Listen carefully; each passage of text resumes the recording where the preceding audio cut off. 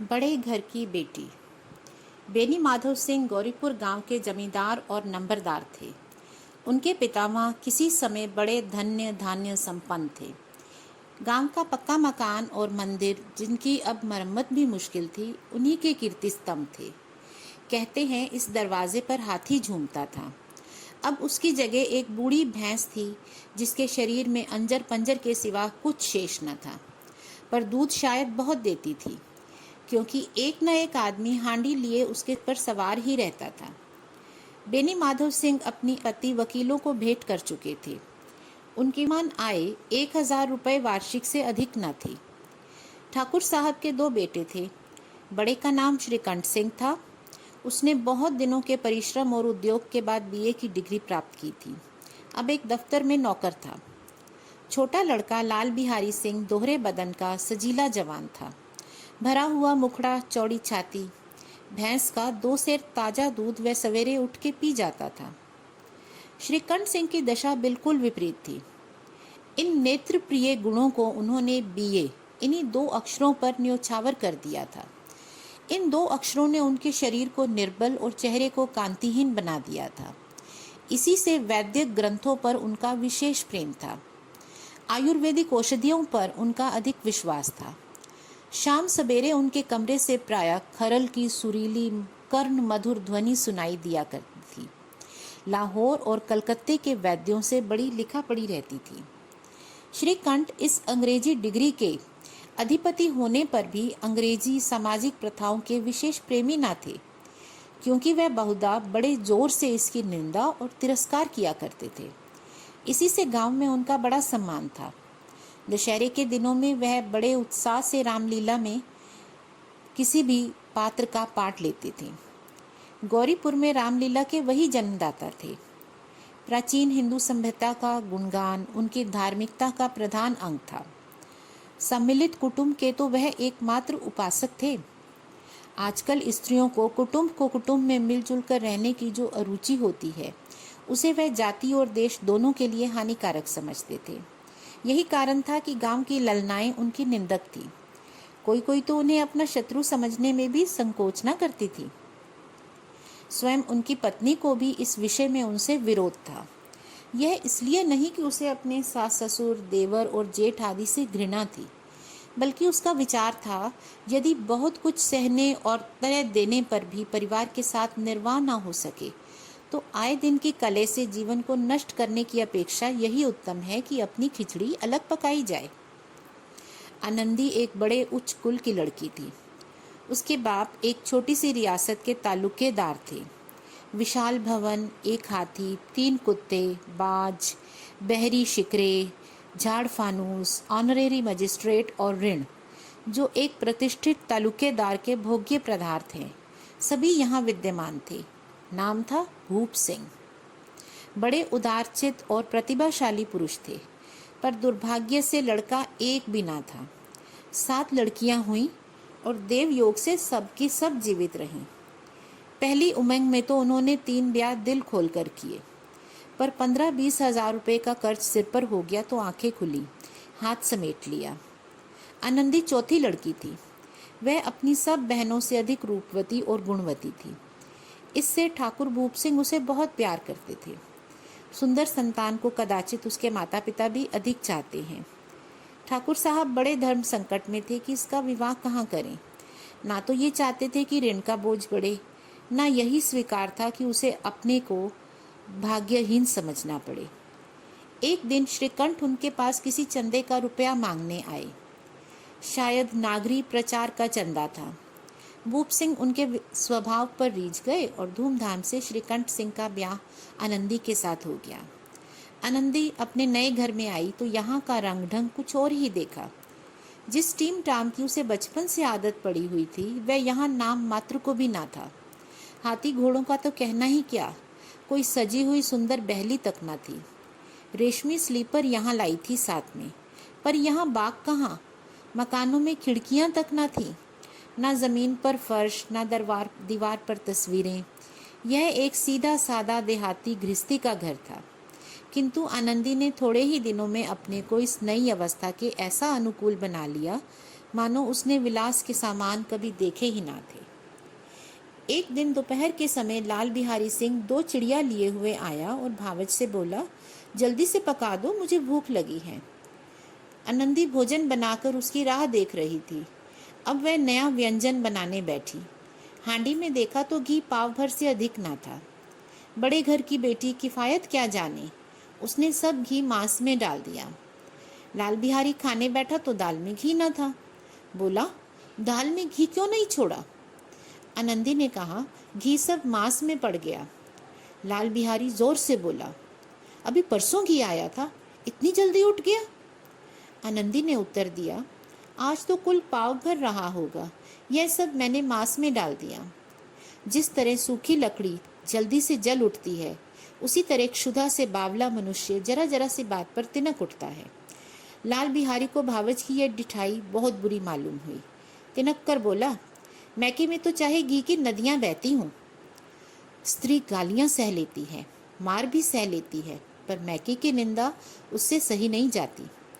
आनंदी मुंह फेर कर बोली, हाथी मरा भी तो 9 लाख का, वहाँ इतना घी नित्य नाई का हार खा जाते हैं। लाल बिहारी जल गया। थाली उठाकर पलटती और बोला, जी चाहता है जीप पलट पकड़ कर खींच लूं। आनंदी को भी क्रोध आ गया, मुंह लाल हो गया। बोली, वह होते तो आज जिसका मजा चखाते। अब अपड़ उज्जड़ ठाकुर से ना रहा गया। उसकी स्त्री एक साधारण जमींदार की बेटी थी। जब जी चाहता उस पर हाथ साफ कर लिया करता था। खड़ाऊ उठाकर आनंदी की ओर फेंकी और बोला, जिसके गुमान में फूली हुई हो उसे भी देखूंगा और तुम्हें भी। आनंदी ने हाथ से खड़ाऊ रोकी। सिर बच गया, पर उंगली में बड़ी चोट आई। क्रोध के मारे हवा से हिलते पत्ते की भांति कांपती हुई अपने कमरे में आकर खड़ी हो गई। स्त्री का बल और साहस, मान और मर्यादा पति तक है। वह अपने पति के बल और पुरुषत्व का घमंड होता है। आनंदी खून का घूंट पीकर रह गई। श्री कंठ सिंह शनिवार को घर आया करते थे। बृहस्पति को ये घटना हुई थी। 2 दिन तक आनंदी कोप भवन में रही, ना कुछ खाया ना पिया, उनकी बाट देखती रही। अंत में शनिवार को वह नियमानुकूल संध्या समय घर आए और बाहर बैठकर कुछ इधर उधर की बातें, कुछ देश काल संबंधी समाचार और कुछ नए मुकदमों आदि की चर्चा करने लगे। यह वार्तालाप 10 बजे रात तक होता रहा। गांव के भद्र पुरुषों को इन बातों में इतना आनंद मिलता था कि खाने पीने की सुध न रहती थी। श्रीकंठ को पीठा छुड़ाना मुश्किल हो जाता था। ये 2-3 घंटे आनंदी ने बड़े कष्ट से काटे। किसी तरह भोजन का समय आया, पंचायत उठी। एकांत हुआ तो लाल बिहारी ने कहा, भैया आप जरा भाभी को समझा दीजिएगा कि मुंह संभाल कर बातचीत किया करें, नहीं तो एक दिन अनर्थ हो जाएगा। बेनी माधव सिंह ने भी बेटे की ओर साक्षी दी। हाँ, बहू बेटियों का यह स्वभाव अच्छा नहीं कि मर्दों के मुंह लगे। लाल बिहारी, वह बड़े घर की बेटी है तो हम भी कोई कुर्मी कुम्हार नहीं है। श्रीकंठ ने चिंतित स्वर में पूछा, आखिर बात क्या हुई? लाल बिहारी ने कहा, कुछ भी नहीं, यूं ही अपने आप उलझ पड़ी। मैके के सामने हम लोगों को कुछ समझती ही नहीं। श्रीकंठ खा पीकर आनंदी के पास गए। वह भरी बैठी थी। यह हजरत भी कुछ तीखे थे। आनंदी ने पूछा, चित्त तो प्रसन्न है? श्रीकंठ बोले, बहुत प्रसन्न है, पर तुमने आजकल घर में यह क्या उपद्रव मचा रखा है? आनंदी की त्योरियों पर बल चढ़ गए। झुंझलाहट के मारे बदन में ज्वाला सी दहक उठी। बोली, जिसने तुमसे ये आग लगाई है उसे पाऊं मुंह झुलस दूं? श्रीकंठ, इतनी गर्म क्यों होती हो, बात तो कहो। आनंदी, क्या कहूँ, यह मेरे भाग्य का फेर है, नहीं तो गंवार छोकरा जिसे चपरासी गिरी करने का भी शौर नहीं, मुझे खड़ाऊ से मारकर यूं ना अकड़ता। श्रीकंठ, सब हाल साफ साफ कहा तो मालूम हो, मुझे तो कुछ पता नहीं। आनंदी, परसों तुम्हारे लाडले भाई ने मुझसे मांस पकाने को कहा कि हांडी में पाव भर से अधिक ना था। वह सब मैंने मांस में डाल दिया। जब खाने बैठा तो कहने लगा, दाल में घी क्यों नहीं है? बस इसी पर मेरे मैके को बुरा भला कहने लगा। मुझसे ना रहा गया। मैंने कहा, वहाँ इतना घी तो नाई कहार खा जाते हैं और किसी को जान भी नहीं पड़ता। बस इतनी सी बात थी, तो अन्यायी ने मुझ पर खड़ाऊं फेंक मारी। यह हाथ से ना रोकती तो सिर फट जाता। उसी से पूछो मैंने जो कुछ कहा है यह सच है या झूठ। श्रीकंठ की आंखें लाल हो गईं। बोले, यहाँ तक तो हो गया, इस छोकरे का यह साहस। आनंदी स्त्रियों के स्वाभानुसार रोने लगी, क्योंकि आंसू उनकी पलकों पर रहते हैं। श्रीकंठ बड़े धैर्यवान और शांति पुरुष थे। उन्हें कदाचित ही कभी क्रोध आता था। स्त्रियों के आंसू पुरुष की क्रोधाग्नि भड़काने में तेल का काम करते हैं। रात भर करवटें बदलते रहे। उद्विग्नता के कारण पलक तक ना झपकी। प्रातःकाल अपने बाप के पास जाकर बोले, दादा, अब इस घर में मेरा निभाना होगा। इस तरह की विद्रोहपूर्ण बातें करने पर श्रीकंठ ने कितनी ही बार अपने मित्रों को आड़े हाथों लिया था, परंतु दुर्भाग्य, आज उन्हें स्वयं ये बातें अपने मुंह से कहनी पड़ी। दूसरों को उपदेश देना भी कितना सहज है। बेनी माधव सिंह घबरा उठे और बोले, क्यों? श्रीकंठ, इसलिए कि मुझे भी अपनी मान प्रतिष्ठा का कुछ विचार है। आपके घर में अब अन्याय और हठ का प्रकोप हो रहा है। जिनको बड़ों का आदर सम्मान करना चाहिए वे उनके सिर चढ़ते हैं। मैं दूसरे का नौकर ठहरा घर पर रहता नहीं। यहाँ मेरे पीछे स्त्रियों पर खड़ाऊं और जूतों की बौछारें होती हैं। कड़ी बात तक तो चिंता नहीं, कोई एक की दो कह ले, वहाँ तक मैं सह सकता हूँ, किंतु यह कदापि नहीं हो सकता कि मेरे ऊपर लात घुसे पड़े और मैं दम न मारूं। बेनी माधव सिंह कुछ जवाब न दे सके। श्रीकंठ सदैव उनका आदर करते थे। उनके ऐसे तेवर देखकर बूढ़ा ठाकुर अवाक रह गया। केवल इतना ही बोला, बेटा, तुम बुद्धिमान होकर ऐसी बातें करते हो। स्त्रियां इस तरह घर का नाश कर देती हैं। उनको बहुत सिर चढ़ाना अच्छा नहीं है। श्रीकंठ, इतना मैं जानता हूँ, आपके आशीर्वाद से ऐसा मूर्ख नहीं हो।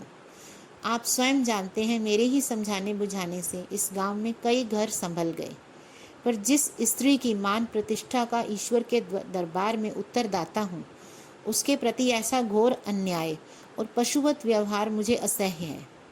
आप सच मानिए, मेरे लिए यही कुछ कम नहीं है कि लाल बिहारी को कुछ दंड नहीं होता। अब बेनी माधव सिंह भी गरमाए, ऐसी बातें और न सुन सके। बोले, लाल बिहारी तुम्हारा भाई है, उससे जब कभी भूल चूक हो उसके कान पकड़ो। लेकिन श्रीकंठ, लाल बिहारी को मैं अपना भाई नहीं समझता। बेनी माधव सिंह बोले, स्त्री के पीछे? श्रीकंठ बोले, जी नहीं, उसकी क्रूरता और अविवेक के कारण। दोनों कुछ देर चुप रहे। ठाकुर साहब लड़के का क्रोध शांत करना चाहते थे, लेकिन यह नहीं स्वीकार करना चाहते थे कि लाल बिहारी ने कोई अनुचित काम किया है। इसी बीच गांव के कई सज्जन हुक्के चिलम के बहाने वहां आ बैठे। कई स्त्रियों ने जब यह सुना कि श्रीकंठ पत्नी के पीछे पिता से लड़ने को तैयार हैं, तो उन्हें बहुत हर्ष हुआ। दोनों पक्षों की मधुर वाणियां सुनने के लिए उनकी आत्माएं तिल मिलाने लगी। गांव में कुछ ऐसे कुटिल मनुष्य भी थे जो इस कुल की नीतिपूर्ण गति पर मन ही मन जलते थे।